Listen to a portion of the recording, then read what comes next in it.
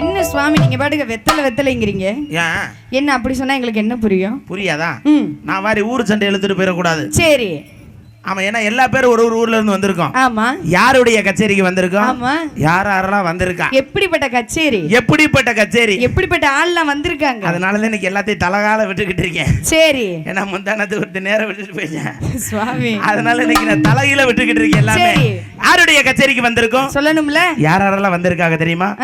Sun TV problem, Vijay TV problem, K TV problem, உங்க அப்பத்தா ஓட்ட டிவி ப்ராப்ளம். சுவாமி அப்பா சன் டிவி பார்த்தேன், கே டிவி பார்த்தேன், ஆதித்யா டிவி கூட பார்த்துட்டேன். நீ லாஸ்டா சொன்னீங்க ஒரு டிவி, அந்த என்ன டிவி?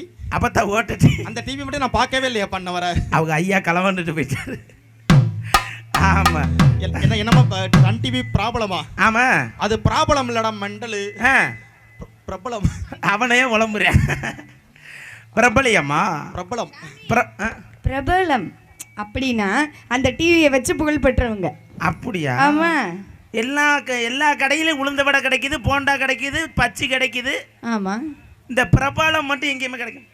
அது பலகாரம் இல்ல சாமி. நீங்க வேற அதெல்லாம் வந்து புகழ் பெறுறது உங்களுக்கு தெரியாது, விட்டுருங்க. அப்படியா?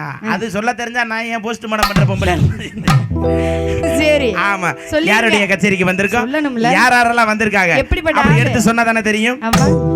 ஐயா கச்சேரி, நான் கச்சேரி, இது நாட்டுப்புற கச்சேரி.